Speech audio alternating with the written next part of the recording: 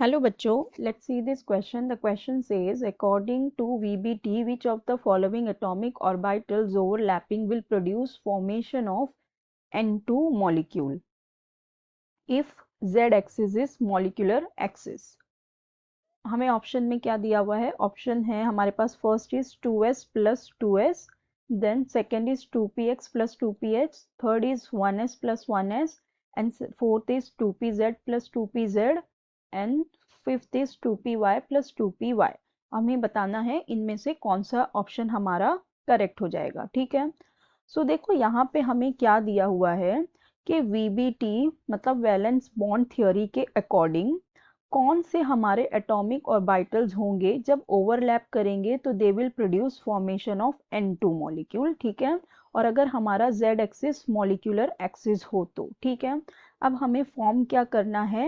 N2 molecule. ठीक है, nitrogen molecule. ये किस तरह से होता है? यहाँ पे इनके बीच में होते हैं 3 बॉन्ड और इस तरह से ये होता है। ठीक है, अब देखो यहाँ पे ये 3 बॉन्ड है, तो इसमें ये 3 बॉन्ड में क्या होता है? एक होता है सिग्मा बॉन्ड, 3 बॉन्ड में एक सिग्मा बॉन्ड होता है और 2 पाई बॉन्ड होते हैं। ठीक है, ये 3 बॉन्ड कैसे बनता है? पहले बनता है सिग्मा बॉन्ड, फिर बाद में जो बनते हैं वो पाई पाई होते हैं, तो 2 पाई बॉन्ड हो जाते हैं और एक सिग्मा बॉन्ड हो जाते हैं। ठीक है, सो अब देखो हमारे पास जो ऑप्शन दिए हुए हैं हमें उनमें से ये देखना पड़ेगा कि किन से हमारे पास सिग्मा बॉन्ड बनेगा और किन से हमारे पास 2 पाई बॉन्ड बन जाएंगे। ठीक है, अब देखो यहाँ पे हमारे पास एक ये चीज भी दी है कि हमारा Z एक्सिस मॉलिक्यूलर एक्सिस होना चाहिए। ठीक है, अब देखो जो हमारा नाइट्रोजन है, नाइट्रोजन अगर इसका हम इलेक्ट्रॉनिक कॉन्फ़िगरेशन देखें तो ये क्या होगा? 1s2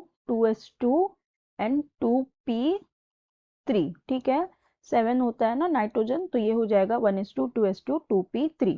अब इसका जो p ऑर्बिटल है इसके पास इसमें होंगे 3 इलेक्ट्रॉन। ठीक है, अगर हम इसका देखें तो इसकी वैलेंस शेल में क्या रहेगा? 2s ऑर्बिटल रहेगा। ठीक है, 2s ऑर्बिटल रहेगा और ये क्या रहेगा? 2p ऑर्बिटल रहेगा। ठीक है, अब यहाँ पे इसके पास इसमें है 2 इलेक्ट्रॉन। ठीक है, और यहाँ पे इसमें इसके पास है 3 इलेक्ट्रॉन। ठीक है, यहाँ पे 3 इलेक्ट्रॉन है, यहाँ पे 2 इलेक्ट्रॉन है। अब ये एक नाइट्रोजन हो गया। अभी हम ये बॉन्ड किससे बना रहा है? दूसरे नाइट्रोजन से। सो दूसरे नाइट्रोजन के पास भी सेम इसी तरह से रहेगा। क्या रहेगा? एक 2s ऑर्बिटल में 2 इलेक्ट्रॉन है और 2p ऑर्बिटल में उसके पास भी 3 ऐसे सिंगल इलेक्ट्रॉन है। ठीक है, सो जब ये बॉन्ड फॉर्मेशन करता है तो ये करता क्या है? अब ये 3 जो है एक दूसरे के साथ क्या करेंगे? ओवरलैपिंग करेंगे, बॉन्ड फॉर्म करेंगे। ठीक है, तो यहाँ पे होगा क्या? ये तीनों के बीच में बॉन्ड फॉर्म होगा। ठीक है, अब इसमें से एक हो जाएगा हमारा ये 2px ऑर्बिटल, ये होगा एक 2py ऑर्बिटल और ये रहेगा 2pz ऑर्बिटल। ठीक है, सिमिलरली यहाँ पर भी क्या होगा? ये एक रहेगा 2px, ये होगा 2py और ये होगा 2pz ऑर्बिटल। ठीक है, अब देखो अब यहाँ पे हमें दिया हुआ है कि Z एक्सिस हमारा मॉलिक्यूलर एक्सिस है। ठीक है, Z एक्सिस अगर हमारा मॉलिक्यूलर एक्सिस है तो मॉलिक्यूलर एक्सिस है तो मतलब क्या कि वो हमें क्या दिया हुआ है कि ये वाला एक्सिस हमारा क्या होगा? डायरेक्शनल एक्सिस होगा। मतलब यहाँ पे इसने मॉलिक्यूलर एक्सिस बताया है तो मतलब इसका डायरेक्शन बताया है, और जो डायरेक्शनल होता है, डायरेक्शनल प्रॉपर्टी कौन शो करता है? कौन सा बॉन्ड शो करता है? ये हमारा सिग्मा बॉन्ड शो करता है। ठीक है, ये हमारा सिग्मा बॉन्ड शो करता है क्योंकि सिग्मा बॉन्ड पहले फॉर्म होता है, फिर उसके बाद उसी डायरेक्शन में पाई बॉन्ड फॉर्म होना चालू होते हैं। तो मतलब जो Z एक्सिस है ये मॉलिक्यूलर एक्सिस है, तो मतलब Z एक्सिस पे जो बनेगा वो हमारा सिग्मा बॉन्ड होगा। ठीक है, फिर फॉलोड बाय, अब हमारे पास एक सिग्मा है 2 पाई है, तो मतलब बाकी के ये जो 2 होंगे ये कैसे होंगे?